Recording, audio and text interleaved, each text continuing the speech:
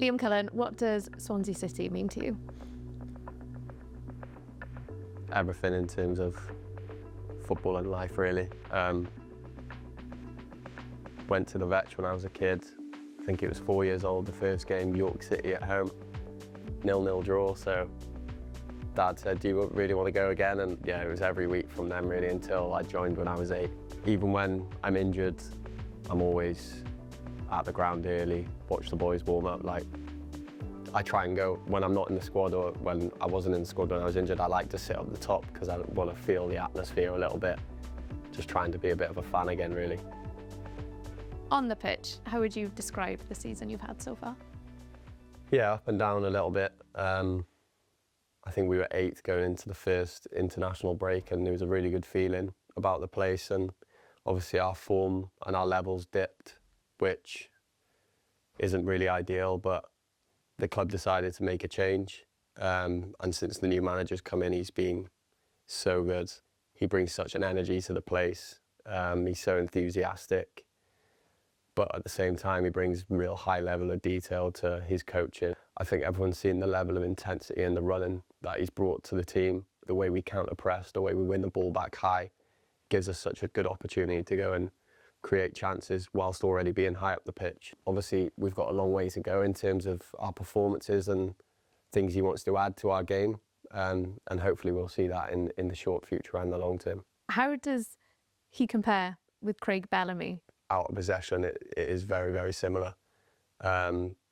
Craig emphasises that everything we do is to score a goal, whether it's having the ball or not having the ball and pressing to get it back.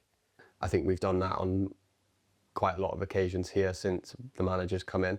So yeah, there's definitely a lot of similarities between them. They're two coaches that I think are at a top level, and I think Swansea and Wales are lucky to have both. Talk to me a bit about when you're not starting games and when you're on the bench. Has that been difficult for you? Any footballer wants to play every minute of every game, but at the same time, that's why you have a squad. You don't just have 11 players in the building, because the big thing about both managers at Swansea and Wales is you need everyone. So yeah, obviously I want to play every game, but when I'm on the bench, I'm frustrated, but my mindset is, how can I get the best out of today when I go onto the pitch? How do I help the lads get over the line to win the game? There's still a lot of football to be played in terms of the championship season, of course, Liam, but how far do you think you can go under Vítor Matos? The last couple of years, there seemed a little bit of sort of instability within the club. But yeah, it definitely feels like now with the introduction of Snoop Dogg and Luka Modric as well, that we're trying to bring the good days back. We can go as far as we let ourselves go, really. He says it all the time, every game that we play is a cup final. So yeah, we're going to keep driving that mentality within the group, and so far it's worked really well for us, and hopefully it can carry on the same.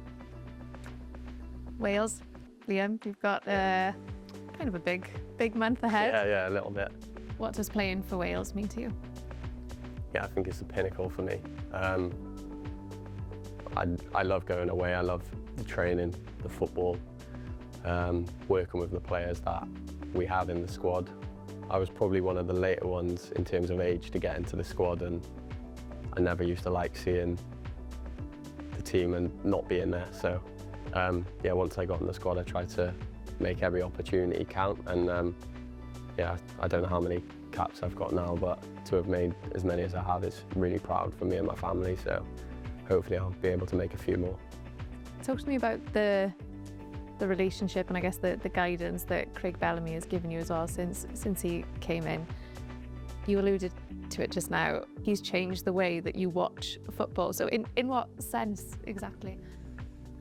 In the sense that sometimes when you feel like everything can be on top of you, you feel like you're under constant pressure when, for example, you get the ball and he shows you a little detail and it's literally the smallest thing and it changes everything.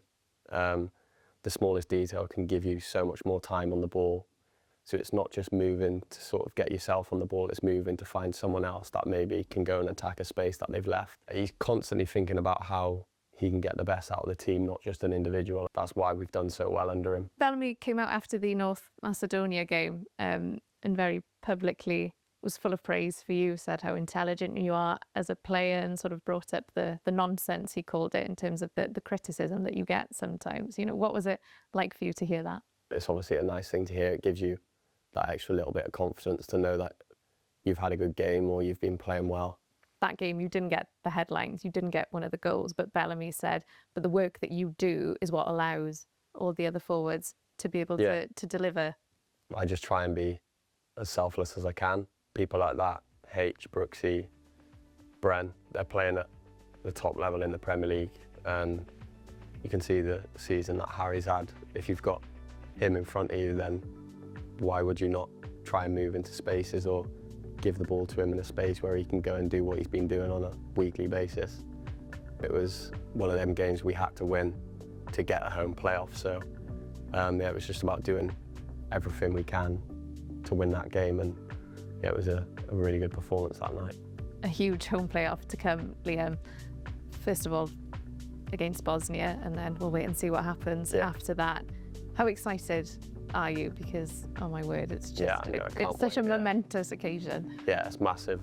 I've not come across Bosnia, obviously, since I've started playing in the team, but they've got some big players. Hopefully everyone can stay fit between now and then. Everyone can come in 100%, and we give ourselves that best chance of going and making it into the final. Because the last World Cup, I think I'm right in saying you were in the fan park in Swansea watching the USA game. Fan park, bucket hat on. Love it. So have you thought about potentially will be like going from being a fan watching Wales at the World Cup to potentially being a part of the squad that goes out there? Yeah, I've said it a few times, I'm desperate to play at a World Cup.